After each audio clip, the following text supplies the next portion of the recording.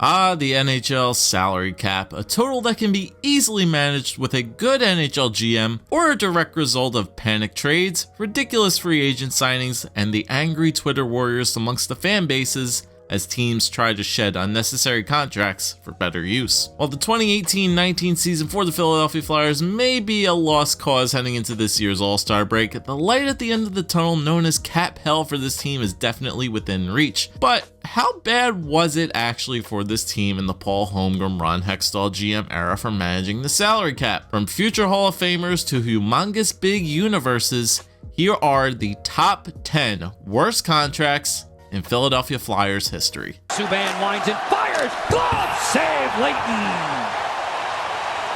Snatched like ripened fruit. Coming off what can only be described as a miracle run throughout the 2009 NHL campaign, Michael Leighton was one 5-hole save away from potentially sending the Flyers to a Game 7 against the Chicago Blackhawks in the Stanley Cup Finals. This looked like a bargain deal for the Flyers considering Leighton's stats during the regular season: 16-5-2 with a 2.48 goals against average, and the playoffs 8-3 with a 2.56 in 14 games, filling in for the injured Brian Boucher and Ray Emery. However, this contract would virtually go to waste due to Leighton suffering a more severe case of his playable herniated disc injury, which limited his playing time to only one game during the 2010-11 season. He would then spend the rest of his career as a Flyers goaltender buried in the AHL and sitting on the bench as a backup during the 2012-13 lockout-shortened season. The following year, he will be shipped to Columbus with a third-round pick for Steve Mason. This is only number 10 on my list because imagine if the Flyers had won the Cup in 2010. Who knows how badly that contract would have looked if the Flyers were able to finish that historic season. In front of the net, Cleary poking at, he scores! Cleary has scored the go-ahead goal with 3 minutes remaining. Most Flyers fans may not even remember this contract signing. Well, that's because it never actually happened. The Flyers were already in cap hell at this point, which made the supposed signing even more confusing, not to mention that Dan Cleary at this time was 34 years old. This contract agreement was basically a mouth-to-mouth agreement after the Flyers invited Cleary to training camp and then would sign him to a long-term deal, which also included a no-trade clause because the Flyers were giving them out like candy during this period. The problem? He never showed up. Cleary backed out on the deal with the Flyers to rejoin his old team, the Detroit Red Wings, on a 1-year deal. And looking at his point totals for that season and the following with Detroit, Flyers fans and personnel should be cheering in the streets that this deal didn't end up happening. To Hartnell, to Giroux. Giroux holds, all the way across. Pronger scores! 2.1 seconds remaining, and the Flyers are on top. Although he was 34 at the time, the Flyers had finally received the top defenseman that they were looking for when they completed the trade with the Anaheim Ducks that sent Chris Pronger to Philly in exchange for Joffrey Lupul, Lucas Sbisa, 2 first-round picks, and a conditional third. After a strong 09-10 season and playoff run, the injury bug slowly started to catch up to Pronger, which limited his playing time to only 50 games the following season. Then in the 2011 season, the massive amount of hits Pronger took racked up. He also took a stick to the eye on a follow-through shot from Mikhail Grabowski in a game versus Toronto. The audio of this incident is still hard for me to even listen to this day. These injuries, as well as dealing with post-concussion symptoms, will lead to the Flyers placing Pronger on long-term injury reserve for the rest of his career, as he would never play another NHL game after that. Pronger, however, did the Flyers a huge favor at least by not retiring during this time, so the club would not be penalized with an even greater cap hit and kept him on LTIR until finally dealing him to the Arizona Coyotes so they could reach the cap floor. Heck of a time to get your first of the year.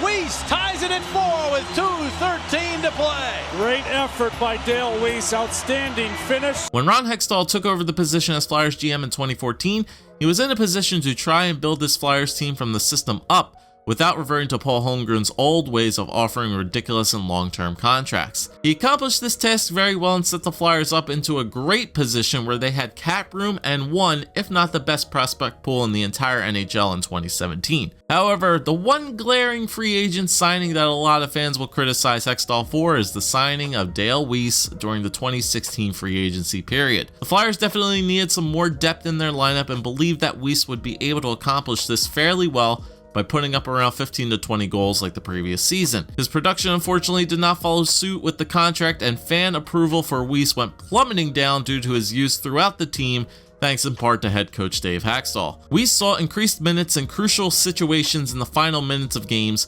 when his defensive abilities were on the decline, and even saw time on the power play, which definitely was not warranted. Fast forward to today, where Weise is currently sitting at home after clearing waivers, while GM Chuck Fletcher continues to search for a potential trade partner. Haxtell did a lot of things right during his time as GM. This one was a definite failure. Pass to the middle, the shot, Reed, he scores!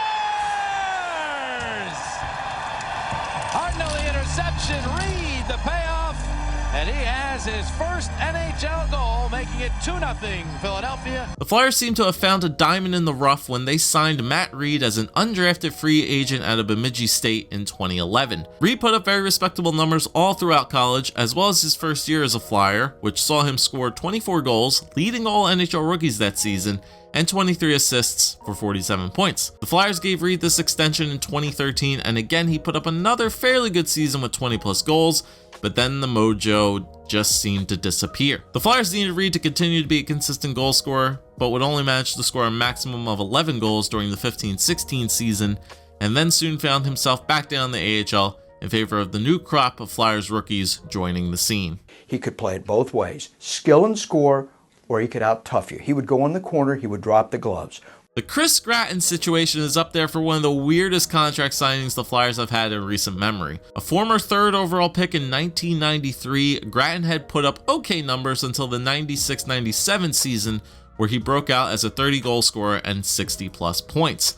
The Flyers didn't particularly need another center during this time, as they had both Eric Lindros and Rod Brind'Amour as their 1-2 punch down the middle, but that didn't stop then GM Bobby Clarke from trying to steal Gratton away from Tampa by sending an offer sheet their way that was very front-loaded with money. Tampa GM at the time, Phil Esposito, tried to finagle his way around this offer from Philadelphia, which included attempting to trade Gratton to the Chicago Blackhawks, which was eventually declined by the NHL because you are not allowed to trade an offer-sheeted player, and claiming that the offer sheet copy that was sent to them by Philadelphia was too illegible to read because of their fax machine. All in all, the Flyers did eventually get Chris Gratton. However, they had to make another side deal with the Lightning to appease this whole situation. The Flyers gave Tampa their first-round picks from 1998 to 2001 due to the offer sheet deal, but were then immediately flipped back to Philly in exchange for Michael Renberg and defenseman Carl Dykhouse. Gratton's offer sheet included a $9 million signing bonus, which made him the second highest paid player in the NHL in 1997-1998,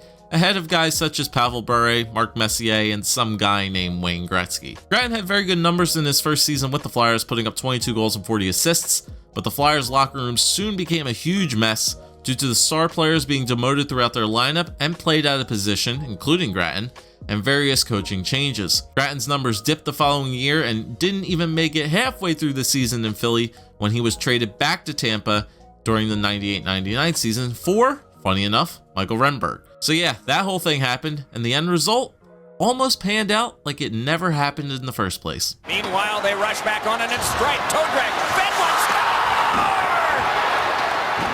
Looking back at this contract signing, the deal wasn't bad because of Mark Strike's production. It was the timing of it. The Flyers had just made a ton of cap space available after the buyouts of both Danny Briere and Ilya Bryzgalov, and were looking to be on the verge of a rebuild, but still went out and signed a 35-year-old defenseman to a 4-year deal.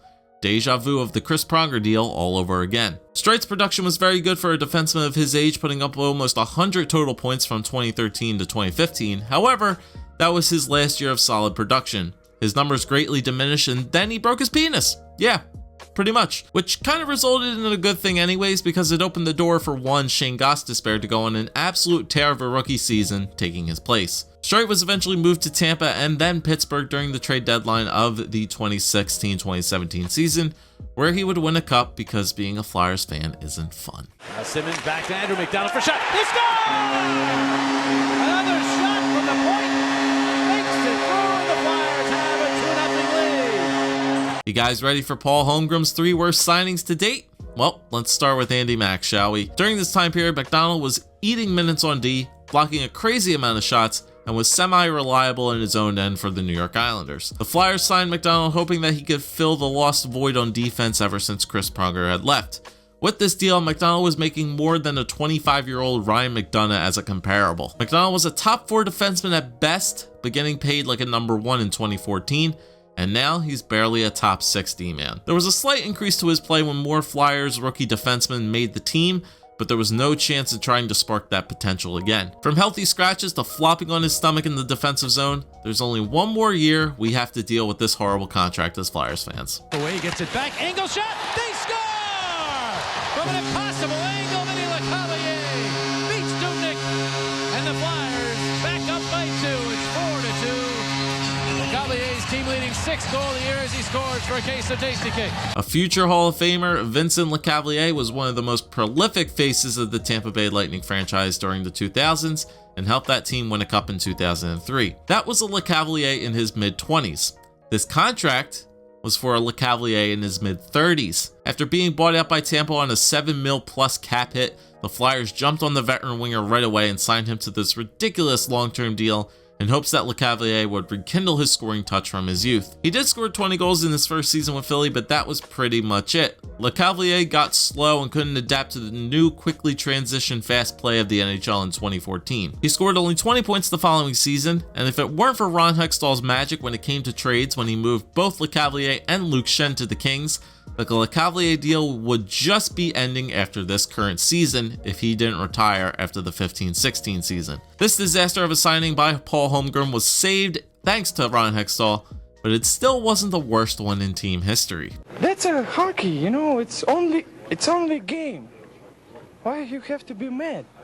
He's a good guy. The universe may be humongous big, and it's only game while you have to be mad, but there is plenty to be mad about with Ilya Bryzgalov being the worst contract the Flyers have ever signed in team history. The Flyers were in the midst of goaltender struggles after the 2010 Stanley Cup run, where neither Brian Boucher, Michael Leighton, or then rookie Sergei Bobrovsky seemed to step up and take the number 1 starting job in net. And following in the aftermath of the shocking deals that sent the 2 franchise faces of the team at the time, Mike Richards and Jeff Carter, away to Columbus and Los Angeles, the cap space was made available to sign Briz to a 9-year deal. Unfortunately, Bryzgalov did not live up to the high expectations that the Flyers were hoping, especially in the playoffs where his numbers are appropriately humongous big. While Briz's time in Philly was highlighted by his witty interviews and responses to the media, his goaltending performance is easily forgettable as he lasted only 2 out of the 9 years on his contract. The Flyers brought out Briz in 2013 and were left struggling to find a number 1 starting goaltender, something that this team has lacked for over 20 plus years. Save us, Carter, please. And there you have it. The 10 worst contracts in Philadelphia Flyers history. I thought I would give some honorable mentions to the players who technically didn't sign contracts with the team, but were either a part or almost a part of the franchise. So shout out to RJ Umberger, Valtteri Filppula, and you too, Shea Weber. Hopefully you guys enjoyed the video. If you did, make sure to leave a like and subscribe if you guys are brand new to the channel, as there will be plenty more videos like this to follow. Also leave some suggestions for types of videos you guys would like to see like this down below. Thanks guys, and I'll see you next time. Peace.